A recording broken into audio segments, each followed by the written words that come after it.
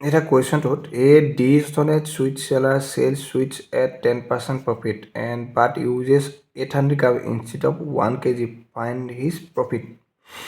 এনেকুৱা কুৱেশ্যনবোৰত আমি ধৰি লওক 1 kg মানে গম পাওঁ যে 1000 গ্ৰামছ, ঠিক আছে। এতিয়া কি ক'লে মানে যদি 1000 গ্ৰাম বিকে তেনেকৈ 10% প্ৰফিট হ'লে মানে আমি ধৰি লওঁ যেনিবা 1 গ্ৰামত যদি এটকা হয় তেতিয়া আমি কি হ'ব তাৰ দামটো হ'ব কষ্ট পাইছোঁ কিমান হ'ল তেতিয়া তোমাৰ হ'ল এইখিনি 1000 টকা।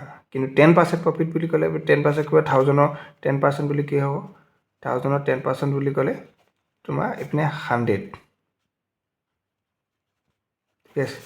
100 হ'লে তেতিয়াহ'লে এটা চেলিং প্ৰাইচটো কিমান হ'ব 1100 টকা, কাৰণ 1000 × 100 1100 টকা। কিন্তু কি কৰিলে সি একচুৱেলি এইটো 800 গ্ৰামহে দিছে। 800 গ্ৰাম দিছে, এতিয়া 800 গ্ৰামৰ প্ৰাইচ কিমান হ'ব তেতিয়াহ'লে অৰিজিনেল প্ৰাইচটো কিমান হ'ব সেইটো হ'ব 800 টকা।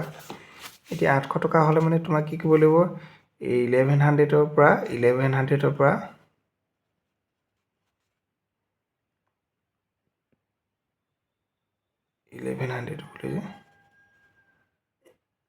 800টো আমি মাইনাছ কৰিলে আমি পাম 300।